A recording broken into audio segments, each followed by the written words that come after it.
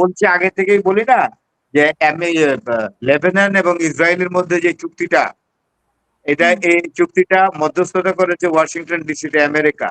স্বয়ং Donald Trump এটা মধ্যস্থতা করেছে। এই গতকালকে কি হয়েছে জানেন? ট্রাইপার্টি চুক্তি হয়েছে। আমেরিকা এই চুক্তিতে যোগ দিয়েছে। এখন চুক্তি হলো ইসরায়েল, আমেরিকা এবং লেবানন।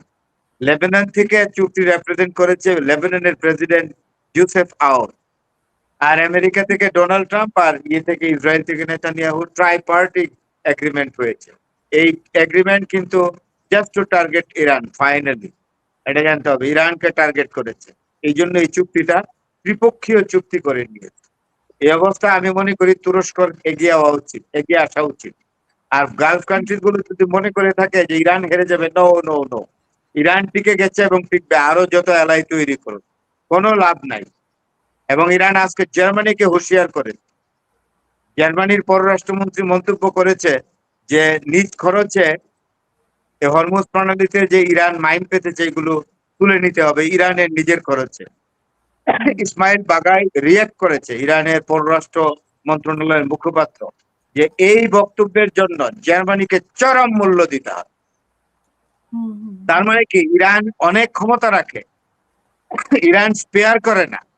ইরান, চায়না এবং রাশিয়া বলেই দিয়েছে ইরানকে যে কোন রকম রিটালিয়েশন না, এগিয়ে যাও, তোমার কিচ্ছুটি করতে পারবে না। ইরানের টিকিটাও স্পর্শ করতে পারবে না আমেরিকা, ইসরায়েল, কোনো লাভ নাই। কথা পরিষ্কার। ডোনাল্ড ট্রাম্প যেই খেলা খেলছে, just he is playing with fire. যে কোনো সময় সর্বোচ্চ আর্মসের ব্যবহার হয়ে যেতে পারে। যে পরিস্থিতি যেই দিকে যাচ্ছে, এসকালেশন হচ্ছে, সিরিয়াস এসকালেশন, সাংঘাতিক। এবং পরিস্থিতি যে কোনো সময়ে এমন মোড় নিতে পারে যেখানে সর্বোচ্চ অস্ত্রের ব্যবহার হয়ে যেতে পারে। এবং মানব সভ্যতা বড় ধরনের হুমকির সম্মুখীন হতে পারে। আমি নেতানিয়াহু ট্রাম্পের উপরে নারাজ, এই কথাগুলো আর বলতে চাই না। আমি চাই না আপনার চ্যানেল থেকেও আপনি বলেন, কারণ আমি যা বলি পরে সত্যি প্রমাণিত হলে তখন বললেন যে ফরাদ ভাই তো বলেছিলেন। এরা দুইজনের মধ্যে কঠিন দোস্ত। ইসরায়েলকে বাদ দিয়ে আমেরিকা চিন্তাই করতে পারে না, জানেন? আজকে আমেরিকাতে একটা বড় ধরনের শোরগোল উঠেছে, আওয়াজ। সাধারণ মানুষ বলেছে আইপেক এর ডোনেশনে যারা সেনেট এবং কংগ্রেসে নির্বাচন করবে তাদেরকে ভোট দিব না। আইপেক এটা হলো association of the Jewish community in the United states of America. আমেরিকাতে আইপেক এর একটা অর্গানাইজেশন আছে, ইহুদি সংগঠন, কট্টর।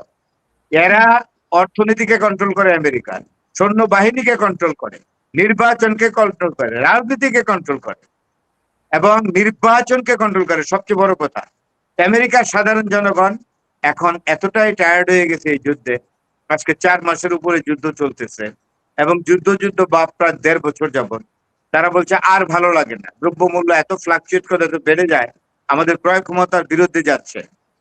এইগুলার সমস্ত কিছুর মূল হইল আইপেক, ইহুদি সংগঠন আমেরিকার। এবং এরা যাদেরকে টাকা দিবে, তাদের পছন্দ মতো সেনেট এবং কংগ্রেসের প্রার্থীদের, তাদেরকে আমরা ভোট দিব না। এটা হলো কমন পিপুলের স্লোগান দিচ্ছে নিউ ইয়র্কে, স্লোগান দিচ্ছে ওয়াশিংটন ডিসিতে, লাস ভেগাস, মিনেসোটা, এসব বড় বড় শহর গুলাতে দিচ্ছে। আপনার স্লোগান দিচ্ছে সাধারণ আমেরিকান নাগরিকরা।